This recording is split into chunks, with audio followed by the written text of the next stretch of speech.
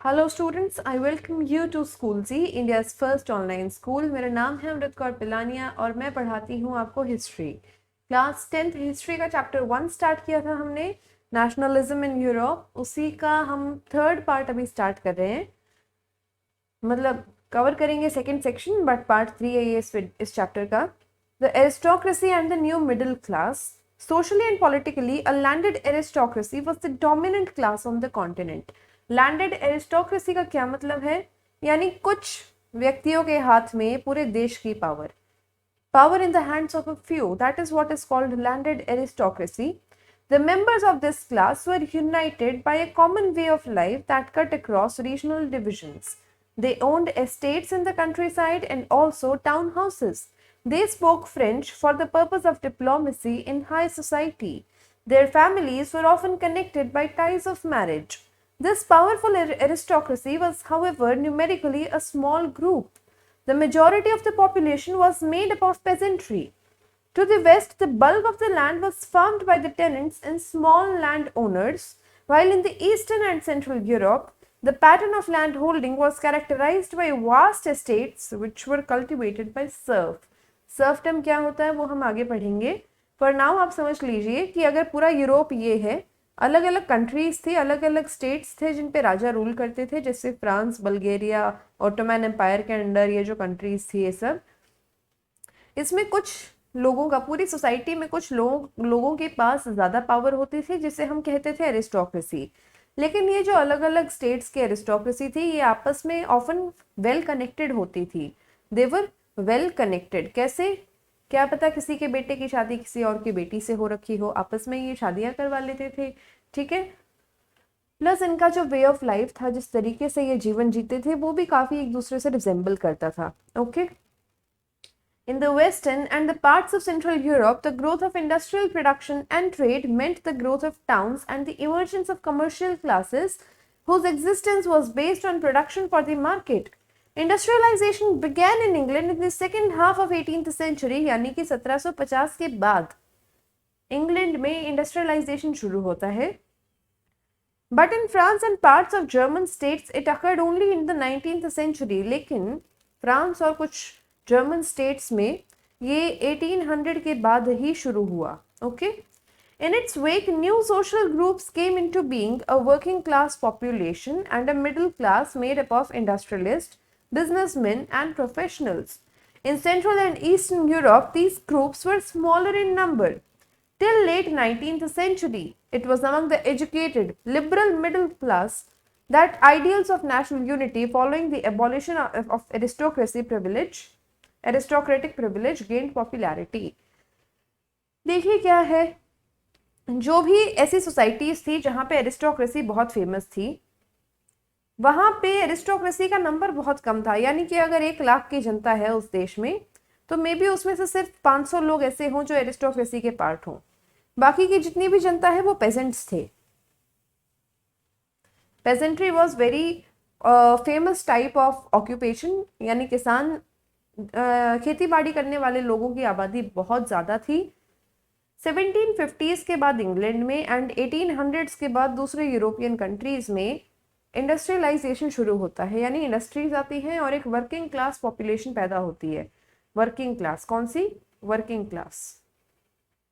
एक होती है वर्किंग क्लास जिसमें लेबरर्स वगैरह थे, और एक आती है मिडिल क्लास जिसमें इंडस्ट्रियलिस्ट वगैरह थे जो छोटी छोटी इंडस्ट्रीज ओन करते थे, लेबरर्स को हायर करते थे। ये सब, ये जो जनता थी ये थोड़ी पढ़ी लिखी थी, और इसका मानना था कि एरिस्टोक्रेटिक प्रिविलेजेस, यानी जन्म से कुछ लोगों को जो प्रिविलेजेस मिली हुई है, फायदे मिले हुए हैं, वो बंद होना चाहिए। What did liberal nationalism stand for? Ideas of national unity in early 19th century Europe were closely allied to the ideology of liberalism. उस टाइम के जो आइडियाज थे, यानी अर्ली 19th सेंचुरी, 1801 से 1850 के बीच का जो टाइम है, इस टाइम पे नेशनलिज्म के जो आइडियाज थे वो लिबरलिज्म से काफी मिलते जुलते थे। लिबरलिज्म यानी सबको आज़ाद रहने का हक है, सबको इक्वल रहने का अधिकार है। The term liberalism derives its roots from the Latin word liber meaning free, कि एक लैटिन वर्ड से डिराइव्ड है जिसका मतलब है free, freedom. Okay. For the new middle class, liberalism stood for freedom for the individual and equality of all before the law. जो नई middle class अभी आ रही थी, वर्किंग क्लास पॉपुलेशन आ रही थी, उसका मेनली मतलब क्या था लिबरलिज्म से? वो क्या समझती थी कि सभी को फ्रीडम हो कुछ भी करने का और सभी को इक्वेलिटी हो in front of the law, यानी कानून के सामने जिसकी जैसी गलती है उसको उसके हिसाब से पनिशमेंट दी जाए, उसमें कोई भेदभाव ना किया जाए. Politically it emphasized the concept of government by consent. Politically, राजनीतिक तौर पर लिबरलिज्म का मतलब था कि एक ऐसी सरकार लोगों पर रूल करे जिससे लोग खुद ही चूज करें. Since the French Revolution, liberalism had stood for the end of autocracy and clerical privileges. French revolution के अंत से ही लिबरलिज्म का मतलब था ऑटोक्रेसी का अंत और क्लेरिकल प्रिविलेजेस का अंत, यानी जो क्लर्जी को प्रिविलेजेस मिलते थे, चर्च का मेंबर होने की वजह से जो लोगों को प्रिविलेजेस मिलते थे, फायदे मिलते थे, उसका अंत. A constitutional and representative government through parliament. 19th century liberals also stressed the inviolability of private property. यानी private property, right to property एक इम्पॉर्टेंट राइट है, लिबरलिज्म का एक हिस्सा है. Yet equality before law did not necessarily stand for universal suffrage. Equality before law का मतलब ये नहीं था कि सबको ही वोट करने का अधिकार मिले. You will recall this in revolutionary France, which marked the first political experiment in liberal democracy. The right to vote and to get elected was granted exclusively to property owning men. Equality थी, इसका मतलब ये नहीं था कि सभी को vote करने का अधिकार था, क्योंकि फ्रांस के रेवोल्यूशन में हमने शुरू में ही देखा था कि जो एक्टिव सिटीजन्स थे, यानी जिनको वोट करने का अधिकार था, उसमें सिर्फ वो लोग थे जिनके पास या तो प्रॉपर्टी थी या जो अपनी सैलरी का, अपनी मंथली सैलरी के कम से कम 3 दिन का जो वेज है वो टैक्स के तौर पे करे. उसके अलावा किसी भी व्यक्ति को वोट करने का अधिकार नहीं था. Men without property and all women were excluded from political rights. Only for a brief period under the Jacobins did all adult males enjoy suffrage. फिर जैकोबिन्स आते हैं. जैकोबिन्स क्या करते हैं? सभी आदमियों को राइट देते हैं वोट करने का. औरतों को तो वो भी राइट नहीं देते हैं, औरतों को बहुत लेट जाके राइट मिलता है वोट करने का. However, the Napoleonic Code went back to limited suffrage and reduced women to the status of a minor, subject to the authority of father and husbands. देखिए फिर नेपोलियनिक कोड आया, 1804 में आया था ना नेपोलियनिक कोड. कौन से साल में आया था? 1804 में आया था. तो उसने फिर से क्या किया? लिमिट कर दिया कि सिर्फ हाँ जिनके पास प्रॉपर्टी है वही लोग वोट कर सकते हैं, एंड जो औरतें हैं वो वोट नहीं कर सकती. वो एक बच्चे की तरह है, माइनर की तरह है, बिलो 18 जैसे जो इंडिविजुअल्स को हम जैसे ट्रीट करते हैं, औरतों को सबको वैसे ही ट्रीट किया जाएगा. और वो अपने हस्बैंड या अपने फादर की प्रॉपर्टी है, यानी हस्बैंड या फादर डिसाइड करेंगे उनके लिए हर एक चीज. Throughout the 19th century and earlier 20th centuries, women and non-propertied men organized opposition movements demanding equal rights. इन सभी सेंचुरीज में जब औरतों को और बिना प्रॉपर्टी वाले आदमियों को राइट्स नहीं मिल रहे थे, उस टाइम पे इन्होंने रिवोल्ट्स किए, विरोध किया. In the economic sphere, liberalism stood for the freedom of markets and the abolition of state-imposed restrictions on the movement of good and capital. जितना कम सरकार रिस्ट्रिक्ट करेगी गुड्स के मूवमेंट को, जितना कम उस पर टैक्स लगाएगी, उतना अच्छा होगा बिजनेस के लिए. तो अगर अपन इकोनॉमिक्स के हिसाब से बात करें, अगर अपन मार्केट के हिसाब से बात करें, बिजनेस के पर्सपेक्टिव से बात करें, तो वहाँ पे लिबरलिज्म का अर्थ था कि सरकार के द्वारा लगाए गए सभी रेस्ट्रिक्शंस को इग्नोर किया जाए, उनको बंद किया जाए. During the 19th century, there was a strong demand of the emerging middle class. Let's take an example of the German-speaking regions in the first half of 19th century. Napoleon's administrative measures had created out of countless small principalities a confederation of 39 states. Each of these possessed its own currency and weights and measures. A merchant traveling in 1833 from Habsburg to Nuremberg to sell his goods would have to pass through 11 custom barriers and pay a custom duty of about 5% at each one of them. Duties were often levied according to the weight of measurement of the goods. As each region had its own system of weights and measurement, this involved time-consuming calculation. The measurement of cloth, for example, was the illy, in which each region stood for a different length. An illy of textile material bought in Frankfurt would get you 54.7 centimeter of cloth, in Mainz 55.1 centimeter, in Nuremberg 65.6 centimeter, and in Freiburg 53.5 centimeter. बहुत सारे restrictions हैं हर जगह पे। एक ही मान लो 1 metre में हम कहते हैं कि 100 सेंटीमीटर होते हैं, तो क्या पता कि अगर इंडिया के पर्सपेक्टिव से देखो, मान लो दिल्ली में 1 मीटर के अंदर 110 सेंटीमीटर मान रखे हों, ठीक है। कलकत्ता के कलकत्ता आओगे आप, क्या पता 1 मीटर में 125 सेंटीमीटर मान रखे हों। इसी तरीके से डिफरेंसेस आ रहे थे वेट्स एंड मेजर्स में भी, तो जनता को बिजनेस करने में बहुत ज़्यादा तकलीफ झेलनी पड़ रही थी। Such conditions were viewed as obstacles to economic exchange and growth by the new commercial class, who argued for the creation of a unified economic territory, allowing the unhindered movement of growth and capital. In 1834, a custom union or Zollverein was formed at the initiative of Prussia and joined by most of the German states. The union abolished tariff barriers and reduced the number of currencies from over 30 to only 2. The creation of a network of railways further stimulated mobility, harnessing economic interest to national unification. A wave of economic nationalism strengthened the wider nationalist sentiments growing at the time.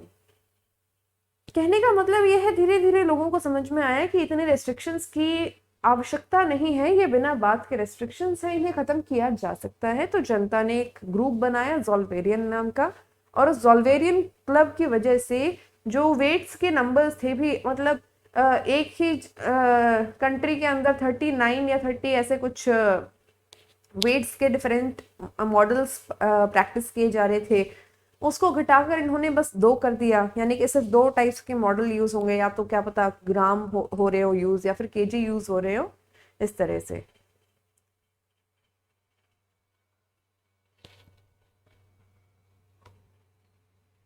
Economists began to think in terms of national economy. They talked of how the nation could develop and what economic measures could help forge their nation together. जो economist थे, यानी कि कौन होते हैं economist, बताओ कौन होते हैं इकोनॉमिस्ट? हिंदी में इकोनॉमी को क्या कहते हैं? अर्थशास्त्र। इकोनॉमिस्ट हो गए अर्थशास्त्री। अर्थशास्त्रियों को समझ आया कि रेस्ट्रिक्शंस हटाने से इकोनॉमी यानी अर्थशास्त्र जो ज्ञान है उसमें बहुत ज़्यादा वृद्धि हो सकती है।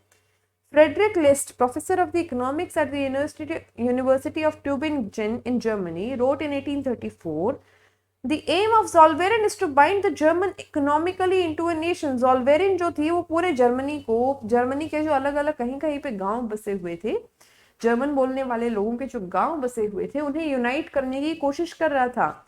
It will strengthen the nation materially as much by protecting its interest externally as by stimulating it internally. It ought to awaken and raise national sentiment through a fusion of individuals and provincial interest. The German people have realized that a free economic system is the only means to endanger national feeling. कहने का मतलब ये है कि completely बस एक ही बात कहना चाहते हैं कि जो ज़ोल्वेरिन थी वो पूरे के पूरे जर्मनी के जो अलग अलग जगहों पे शहर थे जर्मन बोलने वाले लोगों के, उन्हें एक नेशनल लेवल पे यूनाइट करना चाहती थी।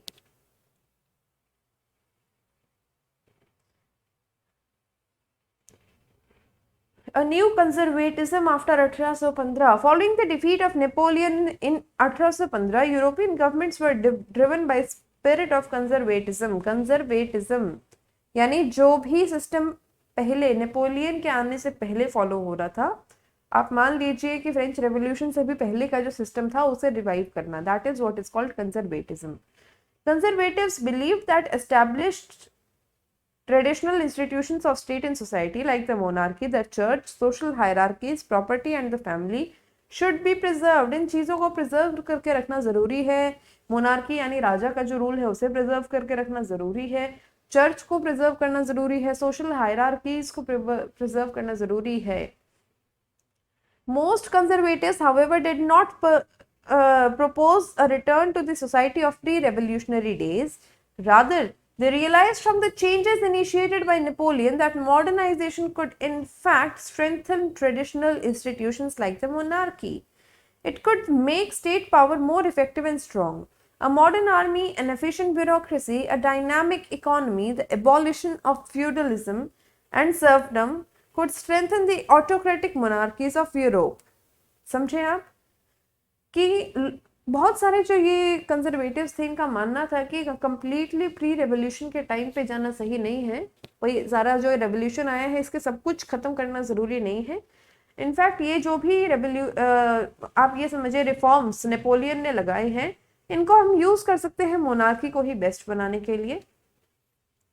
इन 1815 representatives of the European powers, Britain, Russia, Prussia, Austria, who had collectively defeated Napoleon, met at Vienna to draw up a settlement for Europe. The Congress was hosted by the Austrian Chancellor Duke Metternich. 1815 में European powers के representatives प्रतिनिधि क्या कौन कौन, Britain, Russia, Prussia and Austria, ये इन सब ने मिलकर नेपोलियन को हरा दिया और इन्होंने वियना में एक मीटिंग हेल्ड की। ठीक है, the Congress was hosted by Austrian chancellor, Austria के चांसलर थे ड्यूक मेटरनिक, उन्होंने इस पूरी मीटिंग को होस्ट किया। The delegates drew up the Treaty of Vienna in 1815 with the object of undoing most of the changes that had come about in Europe during the Napoleonic Wars. ये जो treaty of Vienna sign हुई 1815 में, इन सभी के बीच में उस treaty में decide किया गया कि नेपोलियन ने जिसका जितना भी नुकसान किया है उस सब को हम रिकवर करेंगे। The Bourbon dynasty, which has been disposed during the French Revolution, was restored to power and France lost the territories it has annexed under the Napoleon. Bourbon जो डायनेस्टी थी जिसके राजा थे लुइस 16, जिसके बारे में हमने फ्रेंच रेवोल्यूशन में पढ़ा था, वो पूरी डायनेस्टी को रिवाइव किया गया, यानी लुइस 16 के जो फर्दर मोर जनरेशंस थी, बच्चे थे, उन्हें राजा बनाया गया। इसके अलावा नेपोलियन के अंडर फ्रांस ने जितने भी यूरोप के एरियाज को एनेक्स किया था, जीता था, उन सभी को फ्रांस से छीन लिया गया। A series of states were set up on the boundaries of France to prevent French expansion in future. Thus, the Kingdom of the Netherlands, which included Belgium, was set up in the north and Genoa was added to Piedmont in the south. Prussia was given important territories on its western frontier, while Austria was given control of northern Italy. कहने का मतलब है France को चारों तरफ से घेरने के लिए, कंट्रोल करने के लिए अलग अलग कंट्रीज को स्थापित किया गया, उन्हें जगह दी गई, रूल करने के लिए राजाओं को जगह दी गई। Where the German Confederation of 39 states that had been set up by Napoleon was left untouched. लेकिन जो जर्मनी की 39 cities को, states को नेपोलियन ने स्थापित किया था, उन्हें नहीं छेड़ा गया, उन्हें किसी भी राजा ने नहीं छेड़ा। In the east, Russia was given part of Poland, while Prussia was given a portion of Saxony. This main intention was to restore the monarchies that had been overthrown by Napoleon and create new conservative order in Europe. Conservatives' regime set up in 1815 was autocratic. They did not tolerate criticism and dissent and sought to curb activities that questioned the legitimacy of autocratic government. Most of them imposed censorship laws to control what was said in newspapers, books, plays, songs, and reflected the ideas of liberty and freedom. Associated with the French Revolution, the memory of the French Revolution nonetheless continued to inspire liberals. One of the major issues taken up by the liberal nationalists who criticized the new conservative order was freedom of the press. ठीक है, कहने का मतलब ये है, ये सारे decisions लिए गए और इन डिसीजंस के लेने के बाद जिन लोगों ने इन डिसीजंस को लिया था, उन्होंने हर उस चीज को कंट्रोल करने का प्रयास किया जो लिबरलिज्म या डेमोक्रेसी या फ्रीडम को प्रमोट करता है। उन्होंने प्रेस को कंट्रोल किया, यानी कि मीडिया को कंट्रोल किया, मैगजीन्स को कंट्रोल किया, सॉन्ग्स में क्या लिखा जा रहा है उस चीज को सेंसर किया।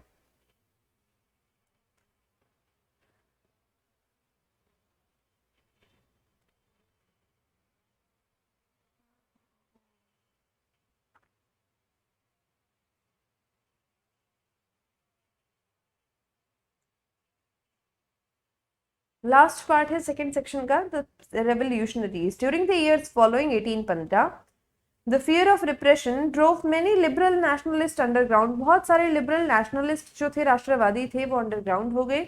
Secret societies sprang up in many European states to train revolutionaries and spread their ideas.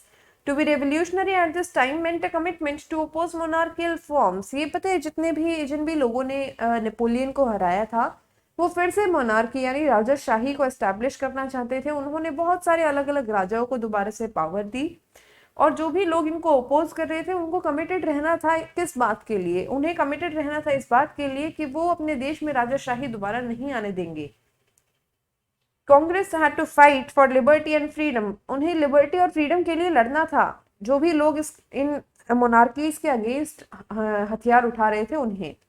Most of these revolutionaries also saw the creation of nation states as a necessity for the part of the struggle for freedom. बहुत सारे जो ये nationalist थे इन्हें समझ में आया कि नेशन स्टेट्स बनने बहुत ज़रूरी हैं, यानी कि फ्रेंच स्पीकिंग लोगों का एक देश हो, जर्मन स्पीकिंग लोगों का एक देश हो, ताकि इन देशों को प्रोटेक्ट किया जा सके मोनार्कीज से। One such individual was the Italian revolutionary Giuseppe Mazzini. Born in Genoa in 1807, he became a member of secret society of Carbonari. Carbonari का सीक्रेट मेंबर बना ये मजीनी जो है, सीक्रेट सोसाइटी का मेंबर बना। As a young man of 24, he was sent into exile in 1831 for attempting a revolution in Liguria. He subsequently founded two more underground societies. First was Young Italy in Marseilles, and then Young Europe in Berne, whose members were like-minded young men from Poland, France, Italy, and the German states. Mazzini believed that God had intended nations to be natural units of mankind, so Italy could not continue to be a patchwork of small states and kingdoms. It had to be forged into a single unified republic within a wider alliance of nations. This unification alone could be the basis of Italian liberty.